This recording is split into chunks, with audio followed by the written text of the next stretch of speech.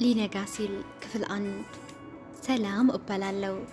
ብዙዎቹ እንደ ስሜ ሰላም የሆንኩ ሰው እንደሆንኩኝ ይነግሩኛል። ቀብረር ያልኩ የደሃ ልጅ ነኝ። እናቴ እንደ ወንድም እንደ ሴትም ሆና ነው ያሳደገችኝ። ፈጣሪ ይመስገን። እንደ ማንኛውም ኢትዮጵያዊ ተመርቄ ስራ የለኝም። በወጣትነት እድሜ ቤተሰብ ለፍቶ ስንት መስዋዕትነት ከፍሎ አስተምሮኛል። አስተምሮ ሲጨርስ ስራ አጥቼ ቤት ቁጭ ብያለሁ። የእነሱ እጅ እንደምጠብቅ የሙያ ነገር የለኝም። በዚህ ህይወት ውስጥ ብቸኛ ያተረፍኩት ነገር ቢኖር ፍቅረኛዬን ማክበል ነው። ከልጅነታችን ጀምሮ አብረን ነው ያደግነው። የፍቅር ስሜት በሟላችን ላይ አልነበረም። እኔ 12ኛ ስገባ እሱ ቀድሞኝ ተፈትኖ ውጤት አልመጣለትም ነበረ እና የዛን አመት ነው አፈቅርሃለሁ ሳንባባል ራሳችንን ሪሌሽንሽፕ ውስጥ ያገኘ ነው። ይህም አሁን 5 ዓመታችንን ጨርሰናል። ወደ 6 እየሄድን ነው። ፈጣሪ ከፈቀደው እኔ ልክ ስራ እንዳገኘው እናቴን የተወሰነ የሰርግ ውጭ ማገዝ ካቻልኩ ለመጋባት ነው እቅዳችን። ቢያንስ ከገባው በኋላ ከናቴ ላይ ሸክም ከመሆን እድናለሁ። በራሴ እፍጨረጨራለሁ ብዬ አምናለሁ። ከናቴ ጋር ቡናችንን እየጠጣን የሞቀ ጨዋታ እያለን ማክቤል ደወለ። አነሳውት። ሄሎ ሰላም። ውይ ማኪ፣ ሰፈሩ ነኝ። የተለመደ ቦታ እየጠበቅኩሽ ነው። ታለናኝ አለኝ። እሺ መጣው ብዬ እናቴን መጣው። ቆይ ማክቤል እየፈለገኝ ነው። ከቆየውብሽ ወደ ስራሽን ሄጂ እሺ እናቴ። ስሜያት በዛው በለበስኩት ቱታና በነጠላ ጫማ ወደ ማክቤል አመራው። ፍቅር አጋራችሁ በጣም ስትቀራረቡ ከፍቅር አጋራችሁ ጋር በጣም ስትቀራረቡ ስለለበሳችሁት ልብስ ግድ አይሰጣችሁም። እዛ ጋር ዋናው ነጥብ እሱን ማግኘታችሁ ማውራታችሁ ለእናንተ ከበቂ በላይ ነው። ማኪ የተለመደው ቦታችን ጋር ቁጭ ብሏል። እንደለመድኩት ከኋላው ሂጂ ጥምጥም ብዬ ሳምኩት። ፍጹም የማውቀው ማክቤል አልነበረም። እጅን ከሰውነቱ ላይ መንጭቆ አነሳው። በስማውም እንዲህ ምን ሆነ ነው? ምን ሆንክብኝ አልኩት። ከአሁን በኋላ መተዛዘሉን አልፈለግም። ለትልቅ ጉዳይ ነው የፈለግኩሽ አለኝ። ፊቱ ደም መስለዋል። ደም ስሩ ሁሉ ተወጣጥረዋል። እረ እያስጨነቅከኝ ነው። የተፈጠረ ነገር ካለ በቀጥታ ተናገር። ምን ሆነ ነው? ቆይ ከዛሬ ጀምረው እኔና አንቺ መለያየት አለብን። ካሁን በኋላ አጠገብሽ አልደርስም። አጠገቤ እንዳትደርሽ ያለኝ። ክትብዬ በረጅሙ ሳኩበት። አንተ ያመሃል እንዴ? እኔ እኮ ምን ተፈጠረ ብዬ ነው የደነገጥኩት። አንተ ትቀልዳለህ ደነዝ። ጌታን ፊትህ ካየኸው እኮ ተቀያይረሃል። እጄን ወደ ጉንጮቹ እያስጠጋው በድጋሚ እጄን ከፊቱ ላይ አነስቶ መስፍኔ ይሙት አልቀለድኩም። ለምን ብለሽ እንዳትጠይቅኝ ዝም ብለሽ ከህይወቴ ውጭልኝ አለ። አይኑ አዝሎት የነበረ እንባውን አፈሰሰው። ምን አልክ መስፍን? ይሙት ነው ያልከው? በአባትህም አልክ እንዴ? ምንድን ነው የተፈጠረው? ያመሃል እንዴ? ቆይ ምን አጠፋው ንገረኝ። እንዴ ቆይ አታናደኝ። አታፈቅረኝም? 6 ዓመት ሙሉ ይቅርና 6 ወር ያለፈበት ፍቅር እኮ ያሳዝናል። እንዴት ከመሬት ተነስተህ እንለያይ ትለኛለህ? እናቴ የሰርጋችን ቀን በጉጉት እየጠበቀች ነው። እኔ የምንጋባበት ቀን ሩቆብኝ ስል እንደ ቀላሉ እንለያይ ትለኛለህ? ሰውነቴ እየተነቁነጠነጠ ነበረ። ልቤ ተከፍቶ ለወጣት ምንም አልቀራትም። እንዲህ አንድን ቀን እንኳን በመሃላችን አስጠራቂ ገብቶ አያውቅም። ከፍ ያለ ጸብም ተጣልተን አናውቅም። አንድም ቀን ስለመለያየት አስበን አናውቅም። የመጀመሪያው ነኝ፣ እሱም የመጀመሪያዬ ነው። የተፈጠረውን ነገር እንኳን አላብራራልኝም። ፊቴን ቀና ብሎ አላየውም። መናገር የሚፈልገውን ነገር ተናግሮ ሲጨርስ ሄደ። ጥሎኝ ራሴን ችዬ መቆም እንኳን ስለከበደኝ እዛው ደገፍ ብዬ ቁጭ አልኩኝ። መጮህ አማረኝ፣ መልቀስም አማረኝ። አንድ ልቤ አውቆ ነው አሁን ይመጣል ይለኛል። አንዱ ልቤ ደግሞ መቼም የውሸት በአባቱ አይምልም ይለኛል። ግራ ገባኝ። አንዳንዴም እንደምንም ተማምቼ ቤት ደረስኩኝ። እናቴ ወደ ስራዋ ሄዳለች። ማንም የለም። እህቴም ብትሆን ውለዋ ትምህርት ቤት ነው። ቀጥታ ክፍል የገባው በቁሜ አልጋዬ ላይ ወደቅኩኝ። አፌን በትራስ አፍኜ ጨኩ። ትራሱን ነከስኩት። ምንም መፍትሄ የለውም። ስልኬን አንስቼ ደወልኩለት። በሁለቱም ስልኬ ብሎክ አድርጎኛል። ምሽቱን ሙሉ አይኔ ደም እስከሚመስል ሳለቅስ አመሸው። አንድም ቀን ክፉ ቃል አውጥቶ አስቀይሞኝም አያውቅም። ይሄ ነው የምለው መጥፎ ጸባይም የለበትም። በድንገት እንደዚህ ያደረገው ነገር ግራ ገባኝ። አልቅሼም አልወጣለኝ። ማታ መሽቶ እናቴ ወደ ቤት መጣች። ከእህቴ ጋር ሲያወሩ እየሰማኋቸው ነው። እህትሽ ምን ሆና ነው ዛሬ በጊዜ ወደ መኝታ ቤት ያመራችሁ? እኔ እንጃ እማዬ፣ ከመጣው ጀምረው አላናገረችኝም። እስኪ አንቺ አናግራት አለቻት። እኔ ምንም እንዳልተፈጠረ ጥቅልል ብዬ ተኛው። እናቴ አይታኝ ታያት በቃ እንቅልፍ ወስዷታል ብሎ ከክፍል ወጡ። ሌሊቱን ሙሉ አንዴ ስነሳ፣ አንዴ ስቀመጥ፣ አንዳንዴም እንደ የህንድ አክተር ልገደለው እንዴ እላለው። አንዳንዴ ደግሞ በድንገት ብሌነር ሆኜ በዩቲዩብ ብታይኮ እራሱ እየለመነ ይቅርታ ይጠይቀኛል። ብቻ ሌሊቱ እንዲሁ ነጋልኝ በሀሳብ ስብሰለሰል። በሚቀጥለው ቀን ጠዋት ላይ ስነሳ ቤቱም ወንም የለም። ከነገ በኋላ ስለሆነ እንቅልፍ የወሰደኝ አርፍጄ ነው የተነሳሁት። ቀጥታ ከእንቅልፌ እንደተነሳው ወደ ቤተ ክርስቲያን ሄድኩ። ድፍት ብዬ አለቀስኩኝ። የሆነ ሸክም ከላይ ላይ እንደቀለለኝ ነገር ተሰማኝ። ወደ ቤተ ተመልሼ ምሳ ሰዓት ሳይደርስ ቤቱን ፏ አድርጌ እናቴ ጠበቅኳት። ተጫዋውተን ወደ ስራዋ ተመለሳ ሄደች። እኔም ለባብሼ ወደ እነ ማክቤል ሬስቶራንት ሄድኩኝ። አስጠራሁት። ገና ሲያየኝ ፊቱን ቅይር አደረገው። ምንድነው ማክቤል፣ መለያየታችን ይሄኔ እሺ ቢያንስ የሆነ ነገር ጥፋተኝነትን ንገረኝ ለማወቅ እኔም ጭንቀቴን እረፍት ያገኛል እኮ አልኮቲ። በቃ መለያየት ፈለግኩ፣ ተለያየን። ሌላ ምክንያቱ መደርደር አያስፈልግም። እየመጣሽ አትረብሽኝ፣ ክብርሽን ጠብቂ።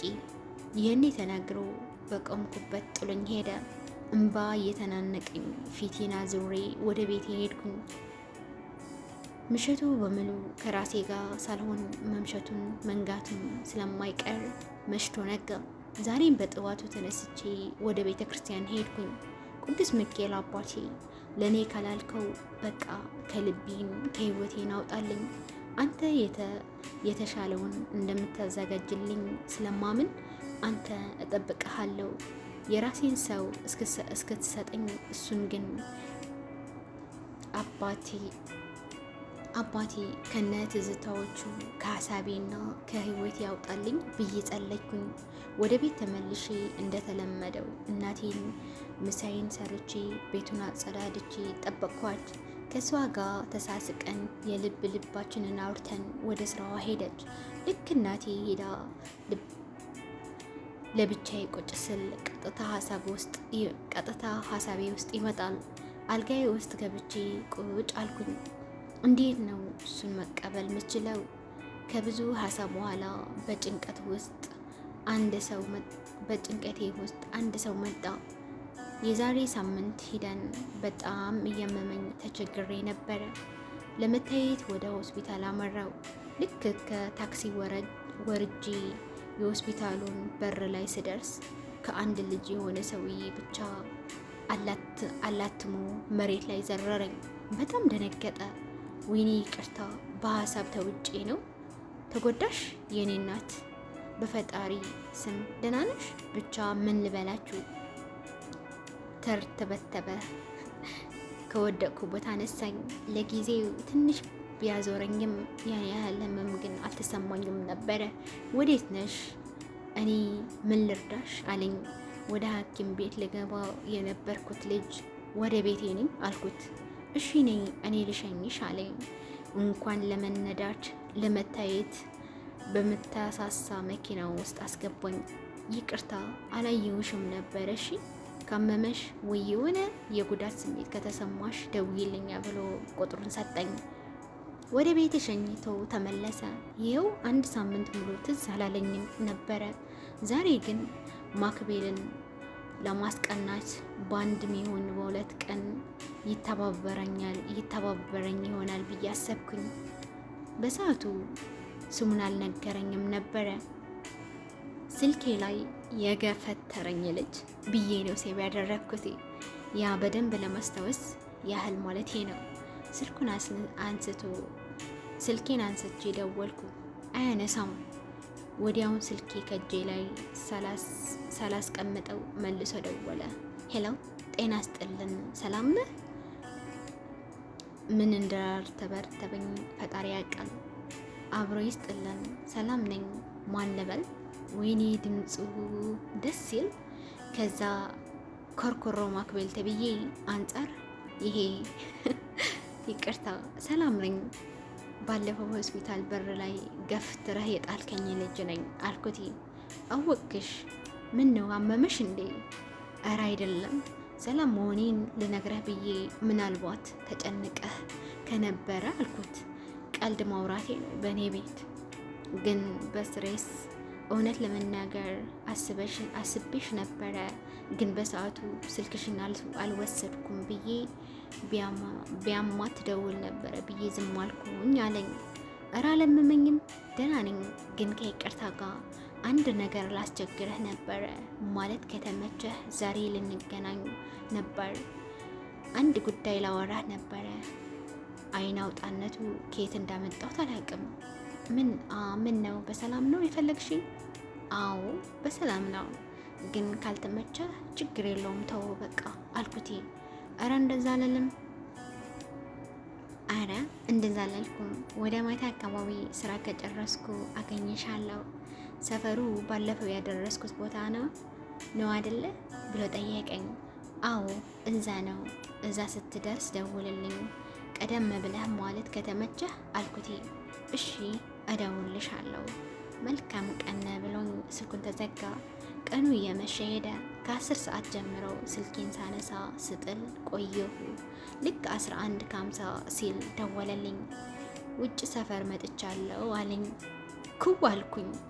እንዴ ልብስ እንኳን ሳልቀይር ሳልዘጋጅ ከራሴ ጋር እያወራው በፍጥነት ከሌላው ጊዜው በላይ ቆንጆ የሚያደርገኝን ልብስ መርጬ ለበስኩኝ።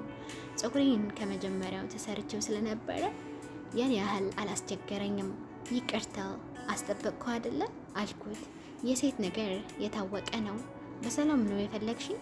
ቀጥታ ወደ ጉዳዩ ገባ። ቀለል ያለ ሰው። እኔም ቀለል አድርጌ እዚህ ነው እንዴ የምናወራው? ባይሆን እኔ ከፍላለሁ፣ ሻይ ቡና እንበል እንጂ አልኩት። ሳቀብኝ። ምናልባት ከቸኮልሽ ብዬ ነው እንጂ። እሺ የምታውቂው ቦታ አለ እዚህ አካባቢ ወይስ በእኔ ምርጫ ልውሰድሽ አለኝ። አይ እኔ ማውቀው ቤት አለ፣ እዛ ልውሰድህ አልኩት። ቀጥታ እነ ማክቤል ወሰድኩት። ገባን፣ ቁጭ አልን። እሺ ለምን እንደፈለግሽኝ ንገረኝ ከማዘዛችን በፊት አለኝ። በቃ አጠር ቀልጥፍ አድርጌ እንባ እየተናነቀኝ የ6 ዓመት ፍቅረኛዬ ምን እንደተፈጠረ እንኳን ሳይነግረኝ ከመሬት ተነስቶ እንለያይ አለኝ። ሳላስበው እንባዬ ከዓይኔ ዝርግፍ ብሎ ፈሰሰ። አይዞሽ ብሎ ሶፍት ሰጠኝ። ቀና ስል ማክቤል እያየኝ ነበረ። እሱ ፊት እንደዛ መሆን በራሴ እየተናደድኩኝ ለመሳቅ መከርኩኝ። እንዲህ ምን ነው አለኝ። ፍቅረኛዬ እኮ ፊት ለፊትህ እያየኝ ነው። እንደዚህ እዚህ ምን ይሰራል? እዚህ እንደሆነ አውቀሽ ነበረ እንዲህ ብሎ ተከታታይ ጥያቄ ጠየቀኝ። አዎ ይህ ቤት የአባቱ ነው። እሱ ደግሞ ከዚህ አይጠፋም። ይቅርታ ግን ላናድደው ፈልጌ ነው። እሱ ከማያውቀው ሰው ጋር ሁኜ ለሱ ደግሞ ካንተ የተሻለ ሰው አላገኘው ማለት ላስቀናው ከፈለኩ ከሱ የተሻለ ቆንጆ ሰው መሆን አለበት ብዬ አሰብኩኝ። ብዬ ሳስብ አንተ መጣህልኝ። ቆጥቡ ፈገግታውን ለገሰልኝ።